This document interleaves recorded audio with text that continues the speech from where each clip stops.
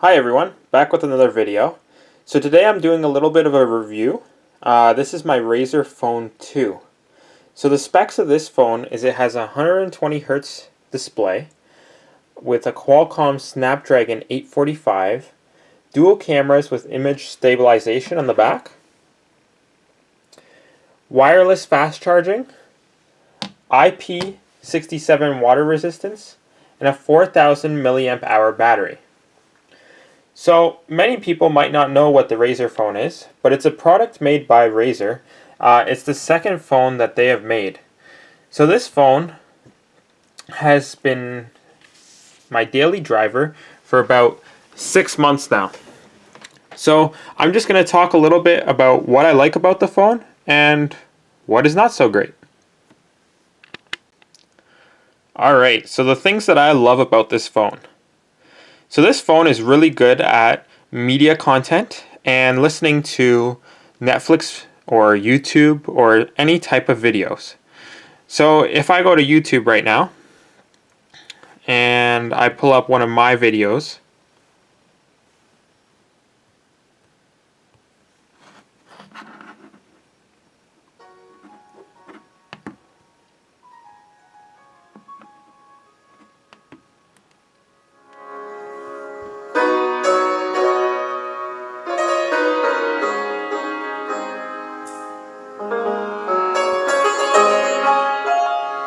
so it's got really good speakers. The speakers are dual firing. There's one speaker at the top and there's one speaker at the bottom. So this phone does have older technology in it, but it still does most of the things that a flagship would do today. Also, fun fact, this phone also does not have a headphone jack, just like the Samsung Galaxy Note 10. So that automatically makes this a flagship smartphone. So a couple of things that are not so great about this phone is battery life. So I find it hard to get through a whole day with the battery on this phone, even though it's so big. So it says that it'll last till about 9 p.m. and it's about 12 o'clock right now, but it'll probably last till maybe 3-4 o'clock if I use it. So till 9 p.m. is if I don't use the phone and it's just sitting in standby mode. So I've noticed that the battery is a little bit weaker. I am running at 120 Hz just because it is so much smoother when you're going through different apps. And I know you can't see it as well on the video, but you can see that it's a very smooth, silky response. So if playing games on this is what you're looking to do with the Razer phone, it is also very good at that. I notice it doesn't get hot if I play Rise of Civilizations, Balloons, or any other games. So the load time is pretty good for any game because of the 8 gigs of RAM that it has within it. So just going throughout the games, you can see it's very, very smooth. There's not much lag. The Wi-Fi connectivity I find is very, very good on this phone. It's one of the best phones for Wi-Fi connectivity that I've ever had.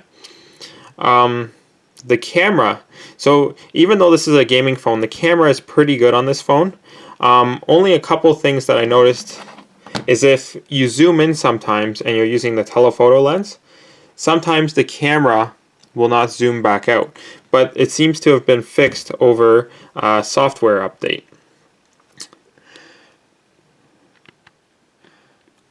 So some people might ask, what is so popular about the Razer phone, and is it still worth it to buy this phone for $1,000?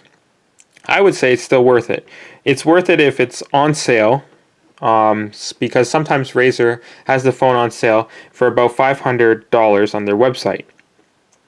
So you're not getting the most top-of-the-line Snapdragon CPU, but it is a fairly recently updated CPU, and it's better than most budget smartphones. So if you're getting this phone on sale, you're actually getting a better phone than you would have if you got a cheaper phone like a Samsung Galaxy A series. This phone does have a boxy square design to it, and you can see that. It's very, very square. But that's one of the things I like about it. So many phones are starting to become very bezel-less, but this phone has two grips where you can actually hold the phone and hold on to it while you're playing a game or if you're watching a video. It just gives you a nice spot to put your thumb. So The screen is still pretty bezel-less from the top to the bottom when it's sideways, but the bezels on the edges just give you a little spot to rest your hand, kind of like a Switch or a PSP Go.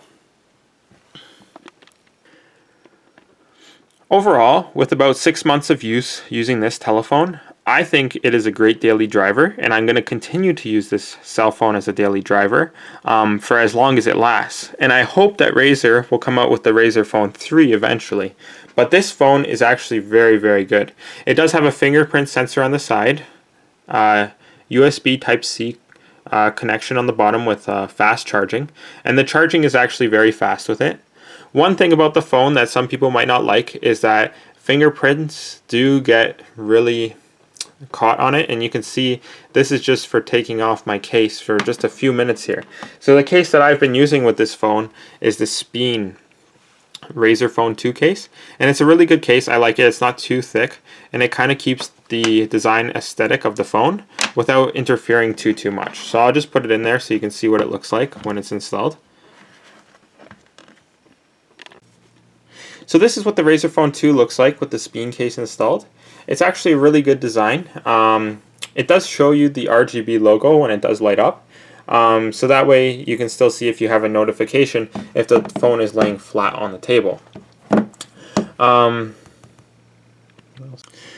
seen a couple other videos on YouTube saying that the screen is not bright enough within direct sunlight, but I haven't had any issues with this.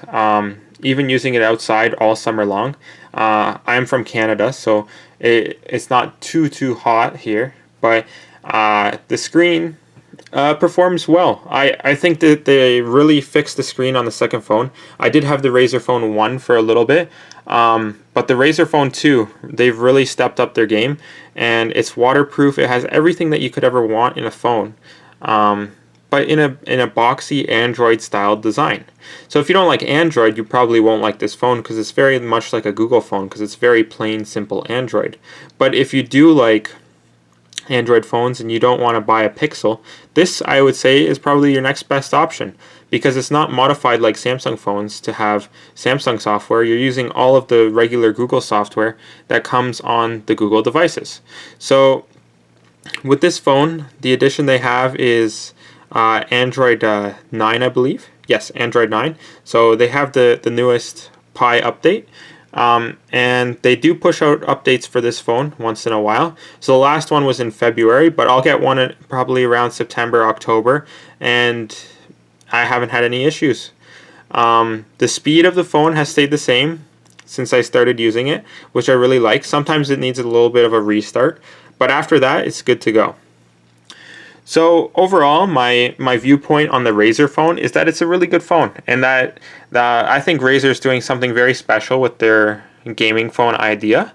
A couple other phones have tried to do it in the past and are trying to do it now, but I think Razer had the best gaming phone per se out of the different phones. So my overall opinion of this is that it's a great phone, and it's not only made for gaming, but it's also made for regular productivity tasks like day-to-day use. Okay, thanks for watching. Hope this video helped you. Like and subscribe.